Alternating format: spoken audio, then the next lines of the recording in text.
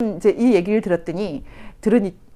들어서 여러분이 1979년 10월 26일부터 12월 12일까지의 그 상황, 전두환 대통령에게 권력이 주어지는 상황, 나중에 노태우 대통령은 인터뷰를 통해서 권력을 추구하지 않았다. 그냥 손에 와 있었을 뿐이다. 우리는 주웠을 뿐이다. 이런 말을 했거든요. 그것보다는 훨씬 더 적극적으로 권력을 추구했다는 의견도 가능하기 때문에 저는 이것은 각자의 해석에 맡기겠습니다. 어쨌든 그 당시에 우리나라 상황이 심각했습니다. 그때 김재규와 정승화가 유신을 끝내고 새로운 권력의 중심이 되겠다고 할 때 3김한테는 못 맡긴다라는 것에 대해서 정확하게 일치된 의견을 갖고 있었다고 합니다. 그것은 정승화 육군참모총장이나 김재규 그 당시에 중앙정보부장이나 똑같이 말했다고 합니다. 그 3김한테는 못 맡긴다. 이렇게 표현했다고 합니다. 김대중은 사상이 의심스럽고 김영삼은 무능하고 김종필은 부패했다. 시간이 지나서 한 40년쯤 지나서 그분들의 말을 들어봤더니 상황 판단을 잘한 것 같아요. 그 당시에 김대중이 대통령 됐으면 어떻게 됐겠습니까? 그 당시에 뭐 낮은 수준의 연방제 해서 결국 높은 수준의 고려 연방제 했겠죠? 그리고 김종필 3당 합당과 그 내각제 개헌에 집착을 하셨죠. 김종필 대통령이 못 되셨는데 어쨌든 그 당시에 대통령이 되는 것이 좀 위험하다. 그때 신현악 총리가 대통령 출마를 하려는 통일주체국민회의를 통해서 대통령이 되려고 하는 김종필 그 당시 국회의원이었나요? 이 사람을 엄청나게 뜯어말렸다고 합니다. 당대표 시켜줄 테니까 대통령은 최규하한테 일단 맡겨라. 그리고 최규하와 나는 손 털고 나갈 테니 이제 새롭게 만들어진 5공화국 그 헌법으로 새 대통령, 민선 대통령을 뽑자. 이게 신현악 총리의 의견이었다고 합니다. 그래서 김종필을 설득을 해서 대통령을 못 나가게 하고 최규하를 일단은 대통령으로 세웠다가 같이 나가려고 했는데 나중에 얘기 들어봤더니 최규하는 그렇게 대통령 되고 나서는 난 계속 할 거야 이런 입장을 말했다고 하죠. 성공하지 못했습니다.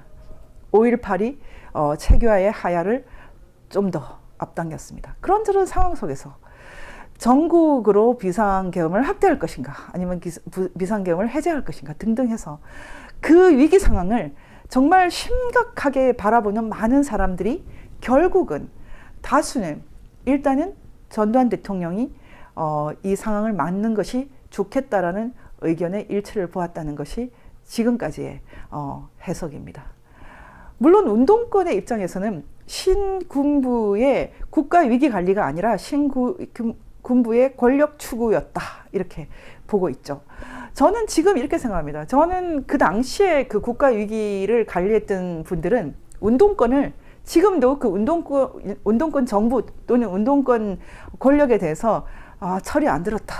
정말 철이 안 들고 노인됐다. 이렇게 생각할 것입니다. 저는 허화평 장군님의 인터뷰를 듣고 있다가 좀 웃음이 나더라고요. 이분도 참 거의 도인급이군. 이분 대단하시다. 굉장히 똑똑하시고 이분은 뭔가 좀 굽어보시는 거예요. 아무도 비판하지 않아 이분은. 아무도 비판하지 않습니다. 굽어보세요. 굽어봐요. 이분이 그런 말을 했거든요. 50 때는 정치범을 사형시키지 않았다. 어떤 경우에도.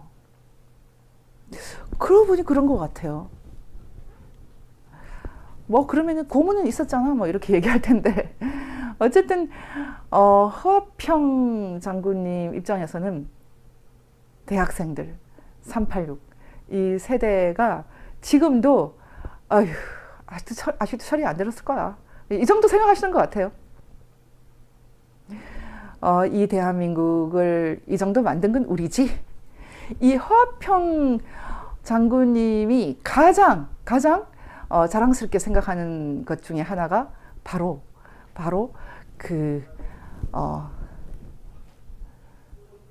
경제 위기 관리죠. 여러분, 제가 지난 시간에 강의를 했을 때 어떤 분이 그 댓글로 너무나 멋진 그런 이제 그 내용들을 보내주셨는데, 그 중에 하나가 제가 너무 길어서 올리진 않았는데, 실제로 5.18의 연표를 시간별로, 연표가 아니라 거의 뭐 시간별로 왜 5.18이 이렇게 그 유혈 사태로 번졌나를 정리를 해주셨어요. 그건 다음 기회에 제가 한번 보여드리겠는데, 또 다른 제가 굉장히 소중하게 생각하는 댓글은 이것입니다.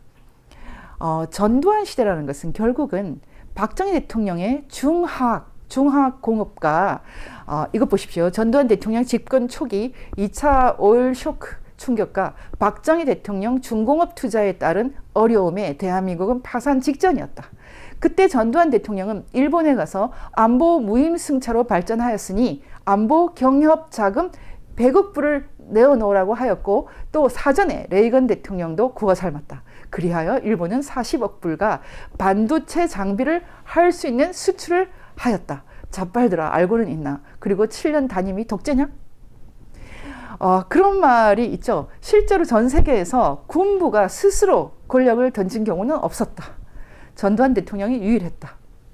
레이건 대통령은 전두환 대통령이 그렇게 약속을 지킬 것이다, 그렇게 말을 했고 실제로 지켰다. 레이건 대통령은 전두환 대통령이 취임도 하기 전에 벌써 초대를 해버렸죠. 엄청나게 힘을 실어준 거죠. 레이건 대통령, 카터를 이은 레이건 대통령은 어쩌면 미국 역사에서 새로운 현실주의의 표상이었죠. 미국이란 나라가 사실은 계속해서 주한미군 협박을 해왔고, 트럼프 대통령 때도 협박을 했는데 거의 협박 수준이죠. 사실은 주한미군은 주1미군과는 조금 위상이 다릅니다. 저는 주한미군의 위상, 유엔 사령부의 위상은 거의 신비에 가깝다고 생각을 하거든요.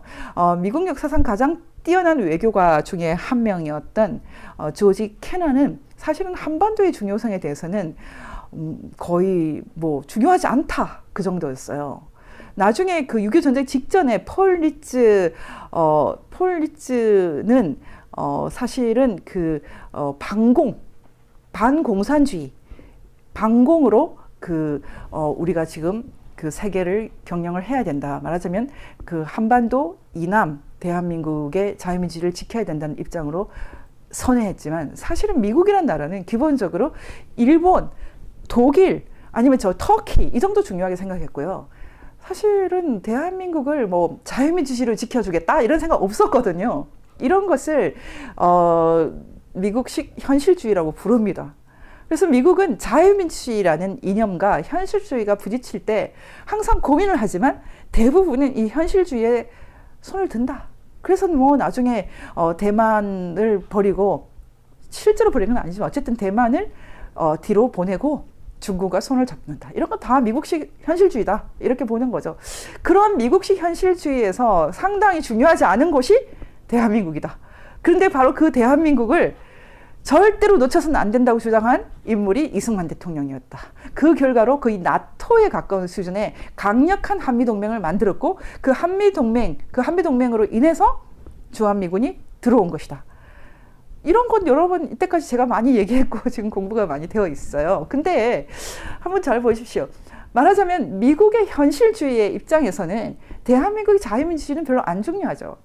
그럼에도 불구하고 그 현실주의도 급이 다른 거예요. 레이건의 현실주의. 말하자면 카터는 주한미군 철수시키겠다고 계속 대한민국의 인권에 대해서 간섭하고 했는데, 정작 북한의 인권 얘기는 안 하고요. 중공의 인권 얘기는 안 하고요. 진짜 인권 문제에 대해서는 터치를 안 하는 그런 상황에 대해서 레이건 대통령은 우리 정신 좀 차리자, 이렇게 된 거죠. 말하자면 김일성하고 싸우고 있는 전두환을 지지할 수밖에 없다. 어쩌면 제가 아까 명랑하다는 표현을 썼는데, 그 이후에 등장했던 이제 낙하선회와 함께 한미일의 진정한 군사 동맹은 이때죠. 냉전을 종식시키는 아주 마초 세 사람, 레이건과 낙하선회와 그리고 전두환, 이 세 사람이 드디어 소련을 악의 제국으로 선포하고 냉전을 해체시키기 시작합니다. 다시 말하면 참 이제 이것은 좀 어려운 얘기인데요. 사실 그 이제 전두환 대통령이 미국에 가면서 비행기 밑으로 일본을 내려다보다가 우리한테 지금 돈 나올 구멍은 일본밖에 없어. 그리고 나중에 레이건 대통령한테 일본이 우리한테 좀 돈 좀 꺼주라고 얘기해 주세요. 이렇게 된 거 아닙니까? 그리고 실제로 나중에 전두환 대통령이 노신영 외교부 장관을 불러서 심부름을 시켰대요. 일본 대사 불러서 말해. 100억 불 좀 달라고. 일본에서 이 얘기를 듣고 거의 크레이지, 미쳤다고 말했답니다. 일본에는 여기 별로 없거든요. 그래서 정확하게 일본어로 뭐라고 했는지 모르겠는데 제가 듣기로는 어쨌든 미친 건 아니야. 그래서 실제로 일본에서 특히 대장성에서 일본 그 경제성에서 동그라미를 하나 잘못 표시했는 줄 알았대요. 10억 불. 왜냐하면 1963년에 우리나라가 일본에서 받아온 돈이 사실은 10억 불 이하거든요. 6 플러스 2? 그럼 8억 불 정도 아닙니까? 근데 갑자기 100억 불 얘기를 하기 때문에 와, 이거는 뭐 말이 안 되죠. 10배도 이상 부르니까요. 그래서 처음에는 10억 불이겠지 이랬대요. 근데 전두환 대통령이 안 돼. 무조건 100억 불. 그랬더니 일본이 발칵 뒤집혔고 지금도 일본 그 중요한 인물들을 만나보면 아주 부르르 뜹니다. 그 상황에 대해서. 아니 어떻게 1963년에 이미 얘기 다 끝난 거 아닌가. 그것도 엄청나게 무리해서 우리가 그렇게 해줬는데 우리도 패전한 지 얼마 안 돼서 6.25 전쟁이 있었다 치고 여러 가지 한국 상황을 봤을 때 우리가 그 정도 도와줬는데 뭐라고 100억 불? 이제 이렇게 된 거죠. 거기다가 엄청난 이제 호황이 그때 왔기 때문에 일본도 우리도 다 윈윈 됐어요. 일본이 그 이후에 우리한테 도와주고 나서요. 손해본 거 없어요. 일본도 엄청나게 복을 받아가지고요. 거의 미국을 위협할 정도였거든요. 지금 제가 소니를 보고 있는데 지금 우리 카메라가 소니예요. 소니가 미국에서 거의 넘버원이었죠. 소니 텔레비전을 갖는 게 다 로망이었으니까요. 일본 자동차. 그리고 그뿐만이 아니죠. 80년대에 벌써 워크맨 들고 다니던 기억날 텐데. 여러분 지금 이 상황을 보시면 결국은 그때 한국, 미국, 일본 셋이 잘 지낸 거죠. 전두환 대통령의 그 100억 불 배포, 저는 이런 게 좀 멋있게 느껴져요. 엄청 멋있어요. 그 결과로 어쨌든 결국은 100억 불은 아니고 40억 불 들고 온 거죠. 반도체뿐만 아니라 각종 중공업. 말하자면 박정희 대통령이 시도했던 그 중공업이 거의 나라를 집어삼킬 수도 있거든요. 사실 북한에서도 중공업을 시도했어요. 근데 북한은 굉장히 빨리 좌절이 돼서 북한은 1970년대에 벌써 국가적인 모라토리엄, 세계적인 빚쟁이 국가, 빚을 못 갚는 모라토리엄을 선언했습니다. 사실 북한은 1970년대부터 이제 거지 나라로 전락하기 시작했고 우리나라도 만약에 이 중화학공업 박정희 대통령의 이 드라이브가 실패했으면 전두환 대통령의 이 배포가 없었으면 우리는 지금 거의 멕시코, 아르헨티나 이런 중남미 국가가 되는 거죠. 중남미. 저는 예전에 그 친구들이 중남미 친구들이 많았어요. 그 중남미 친구들을 만나면 어떤 생각이 드냐면 참 우리랑 비슷하다.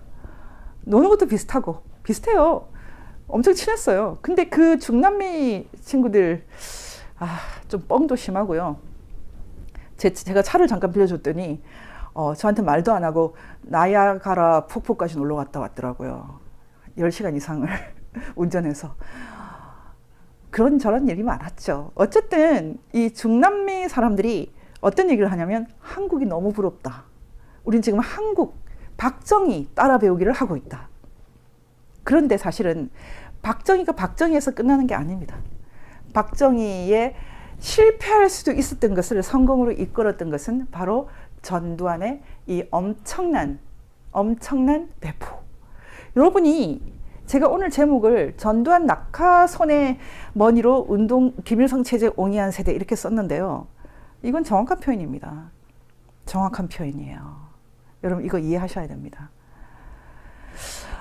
전두환 대통령이 이룬 일이 너무 엄청나기 때문에 여러분이 공부를 하려면 전두환 회고록 두 번째를 보십시오. 전두환 해고록 2권에 이것은 이제 살 수 있어요. 1권만 광주에 대한 비밀만 막아버렸기 때문에 2권을 보시면 이 목차 보시면 전 국민이 중산층화되고 그리고 88 올림픽을 성공시키고 뭐 등등 해서 엄청난 그 업적이 적혀 있는데 이건 다 사실입니다. 전두환 시대를 거치면서 한국이 처음으로 세계의 얼굴을 드디어 뽐낼 수 있게 되었거든요. 1988년 서울올림픽에 단위로 온 동구권 국가들이 모두 충격을 받아서 집에 돌아가서 다 문을 열어버렸다. 이런 얘기가 있죠. 헝가리부터 체코 등등 해서 말하자면 남과 북이 수십 년 동안 경쟁한 결과를 서울올림픽에 와서 봐버렸다는 거죠. 그런 면에서 우리는 그것만 해도 전두환 노태우 대통령에게 감사해야 됩니다. 그런데 바로 이 서울올림픽을 보이콧하기 위해서 북한은 어떻게 했습니까? 김현희, 테러리스트 김현희와 김승희를 보냈죠. 그런데 바로 이들과 손을 잡은 사람이 누구인가요? 한국의 주사파 아니면 한국에 숨어있는 고정간첩이죠. 그 당시에 제가 이 그 반미 청년회의 그 리더였던 조혁 씨를 인터뷰를 하면서 그럼 당신들은 도대체 왜 김현희가 조작이라고 생각을 했느냐 이렇게 물었거든요. 기가 막힌 대답을 하더라고요. 노동자의 나라 북한이 노동자의 나라 북한의 수령께서 노동자들 중동에서 그 고생을 하다가 돌아오는 이 중동 비행기를 폭파할 이유가 없다고 생각했다. 저는 여러 가지 이유를 이제 들었지만은 뭐 도시락 폭탄이 어떻고 뭐 별 얘기를 다 했지만 딱 이 얘기만 너무 기가 막혀가지고 생각이 나더라고요. 칼 폭파 조작 의혹은 내가 꾸민 것 고백을 했죠. 제가 그 인터뷰를 유도를 했거든요.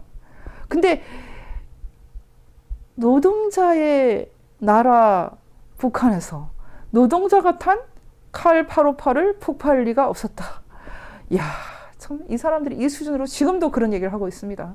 최근에도 통일뉴스에서 칼 858은 조작이다. 아마 이들은 영원히 철이 안 들 것 같아요.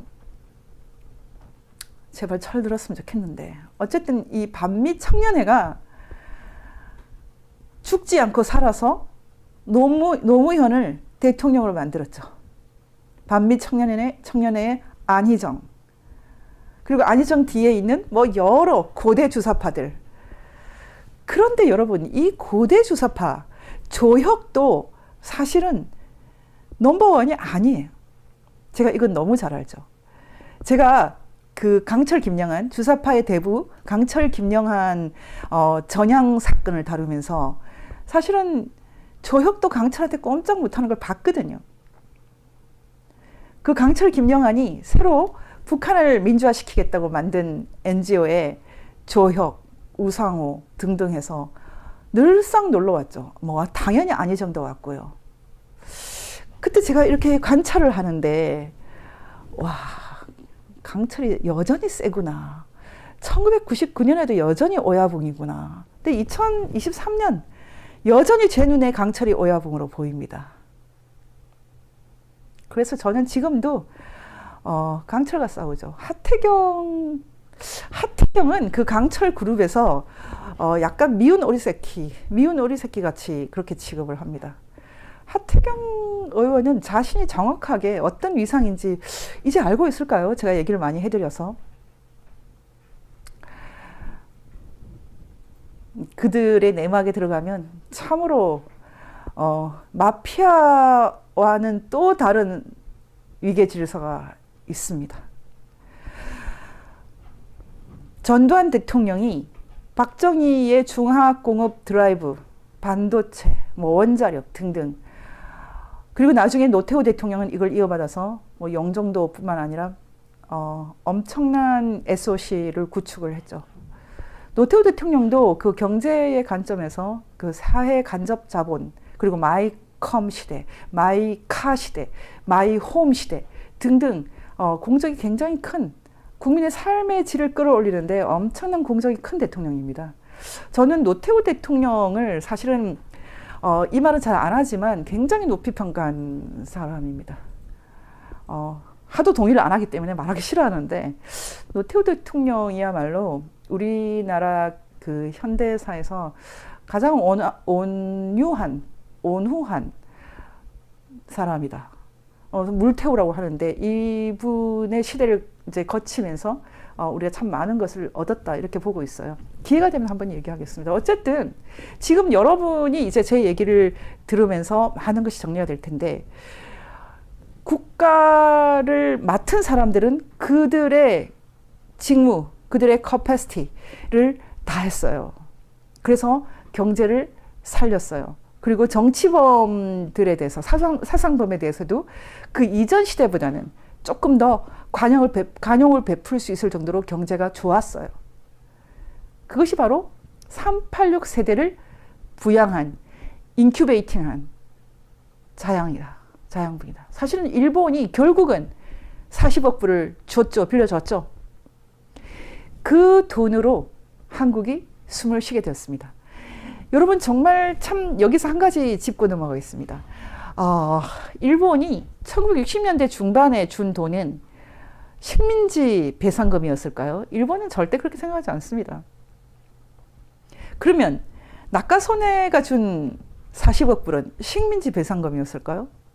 저는 그렇게 생각하지 않습니다. 사실은 일본도 한국도 이 돈의 성격에 대해서 정확하게 규정을 내린 바가 없어요. 우리는 우리끼리 생각하고, 우리 운동권은 우리 운동권끼리 생각하고, 그래서 계속해서 약속을 어기고, 뭐 합의를 계속 어기면서 또 달라 뭐 그렇게 하고 있죠. 그건 역시 뒤에 또 북한이 있기 때문이에요.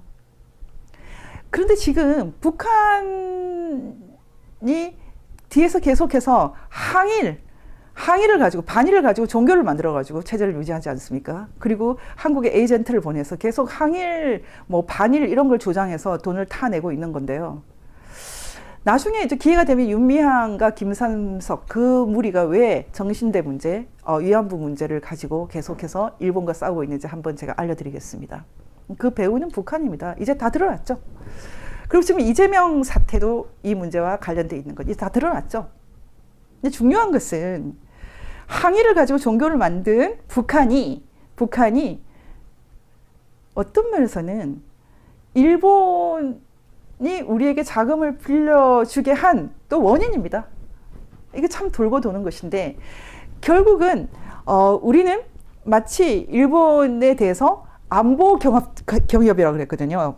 전두환 대통령은 안보 경협 자금 40억 불을 받아왔거나, 아니면 국교 정상화를 할 때 뭐 마치 식민지 배상금, 뭐 식민지 배상금이 아니면은 같이 전쟁에서 우리가 희생했던 것에 대한 보상, 뭐 이런 거 어떻게 말해도 기분이 안 좋죠. 근데 어쨌든 돈을 받아왔는데, 사실은 그런 것들이 미국과의 합의 속에 있는 건데, 결국은 자유자금이죠. 자유자금.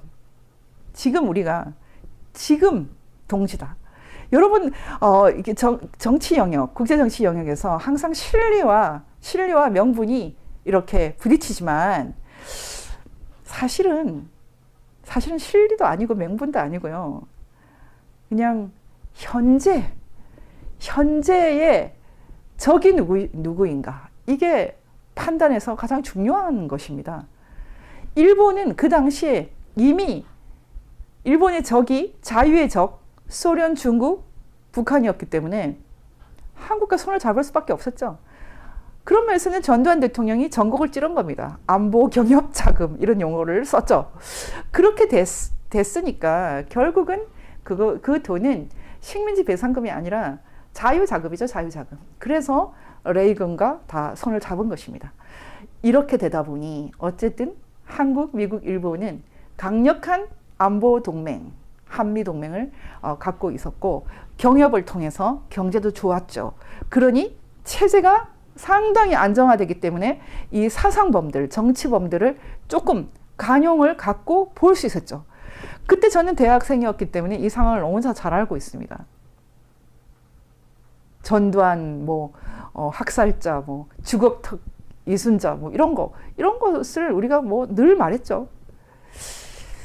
와, 대한민국 품이 참 넉넉했다, 이렇게 생각을 합니다. 그런데 제가 왜 지금에 와서, 끝이 좋으면 다 좋은데, 지금 어쨌든 공산주의, 심지어 북한까지 도움을 받아서 여기까지 왔는데 지금 괜찮잖아. 너네 자유 누리고 있잖아. 뭐 홍준표 시장께서 다 좋으니까 이제 좀 조용해. 저 받아들일 수 없죠. 왜냐하면 새로운 광기와 야만이 도래하고 있기 때문입니다. 이 땅에. 북한뿐만 아니라 저는 북한 땅에서도 이 땅에서도 광기, 반문명, 야만은 허용하지 않을 겁니다. 김일성의 힘은 야만의 힘이에요. 예전에 신성욱 감독이 비적대의 힘이라고 그랬죠. 비적대라고 그랬죠. 북한 역사는 그냥 야만의 역사입니다. 뭔가 문명적인 것처럼 약간의 포장을 할 뿐이에요. 다 가짜입니다. 진짜는 그냥 날 것 그대로의 악, 야만이에요. 네. 이제 여기서 제가 다음 시간에 이제 이어서 오늘 시간이 많이 갔기 때문에 이어서 할 것을 미리 말씀드리겠습니다. 다음 시간에 제가 그 전두환 죽이기와 5.18 신화로 버티는 종북 세력의 종말 이것을 강의하기로 했어요. 그때 주사파가 무엇인지 정확하게 제가 알려드리겠습니다. 지금 뭐 정광 목사님을 포함해서 주사파 하는데요. 정확하게 주사파를 아는 우파가 없어요. 왜냐하면 주사파를 정확하게 알기가 어렵습니다.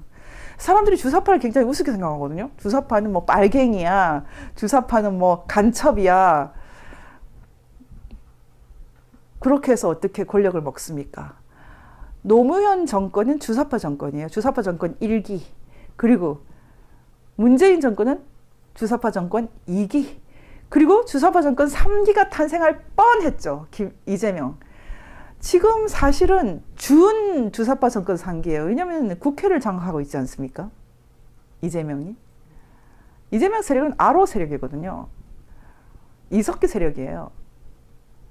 이석기 세력의 마름 격인 사람이 뭐 경기도에서 6급을 가지고서 이재명을 좌지우지했던 정진상. 지금도 키맨이죠. 주사파 3기. 사실은 여러분 지금 주사파 강점기 3기를 우리가 살고 있어요. 김대중 정권에 대해서는 나중에 얘기 드리겠습니다. 결국은 지금 주사파가 3번, 4번을 지금 정권을 장악하고 나라를 먹는데도 한국의 우파들은 주사파가 뭔지 뜻도 잘 모르거든요. 저는 주사파에 대해서 이해할 때 이것 정도는 읽었으면 좋겠다고 생각하는 책은 이 책입니다. 한겨레 신문 편집국장에 쓴 책. 강철 서신에서 뉴라이트까지. 쉬운 책은 아니에요. 좀 꼼꼼하게 읽으시면 다음번 강의를 듣는데 되게 도움이 됩니다. 이게 바로 제 마지막 강의입니다. 저는 다음 주에 이 강의를 하고 좀 쉬고 싶어요. 쉴 수 있을까요? 여러분 지금 NL 현대사. 이 NL 현대사는 김일성 좀 도움 받았지만 우리 너무 욕하지 마세요. 이런 거에 가까운 책인데 상당히 정확하게 쓰고 있습니다. 근데 제가 이제 이 박찬수 편집국장과는 다른 관점에서 이제 주사파에 대해서 마지막으로 강의를 해드릴 텐데요. 여러분 오늘 이제 1시간 반, 제가 1시간 반씩 하겠다고 했기 때문에 이제 마무리를 할 겁니다. 여러분 우리나라가 참 복을 받았어요. 복을 받았어요. 근데 제가 지금 저희 이제 MPK는 가장 열심히 다루고 있는 문제가 부정선거 문제거든요. 이 부정선거 문제인데, 제가 지금 이제 우파 중에서 주사파를 제대로 아는 사람 한 명도 못 봤다. 그렇게 얘기를 했는데, 부정선거가 어떻게 일어나? 많은 우파들이 그렇게 말을 했어요. 그건 야만과 강기에 대한 지식이 없는 거죠. 권력이 갖고 있는 진짜 야만성에 대해서. 전두환을 막 전혀 아니에요. 전두환 대통령. 그때 정신 똑바로 차리고 있었어요. 진정한 야만이 아가리를 벌리고 있을 때 어쨌든 나라를 구하려고 애쓰신 분이에요. 근데 진짜 야만. 김일성, 김정일, 김정은. 이 진짜 야만. 그 진짜 야만의 실체. 이 실체를 모르기 때문에 부정선거를 이해를 못하는 겁니다. 그들의 에이전트가 무슨 일을 벌일 수 있는지 모르는 거예요. 저희가 이제 모레 국회에서 당신의 한 표가 위험하다. 이 다큐멘터리를 상영합니다. 이 다큐멘터리는 아직까지 뭐 완성됐다고 보기 어려운 시사회 정도입니다. 하지만 4월 15일이 너무 중요한 상징적인 3주년이기 때문에 저희가 좀 서둘러서 방영을 하게 됩니다. 저는 아직 미완성이지만 그 다 같이 이걸 보기 위해서 공동 상영을 하려고 합니다. 가능하면 최대한 많이 공동 상영하길 원하는데 지금 그 공동 상영을 하겠다고 알려온 유튜브가 10군데 정도거든요. 여러분 더 많이 알려주시면 저희가 그 무상으로 공급을 하겠습니다. 010-4049-1799 제가 방영하는 시간은 아직 정하지 않았고요. 당신의 한 표가 위험하다. 본격 부정선거 다큐멘터리를 여러분이 같이 방영을 했으면 좋겠습니다. 이것은 공중파가 침묵하는 것에 대한 우리의 항의입니다. 지금 이제 제가 마지막으로 쓴소리 한번 하겠습니다. 여러분 지금 대한민국 정통 세력이 완전히 권력을 뺏겼는데 그 이유는 대한민국이 특히 우파들이 이 대한민국 체제를 만들 때요.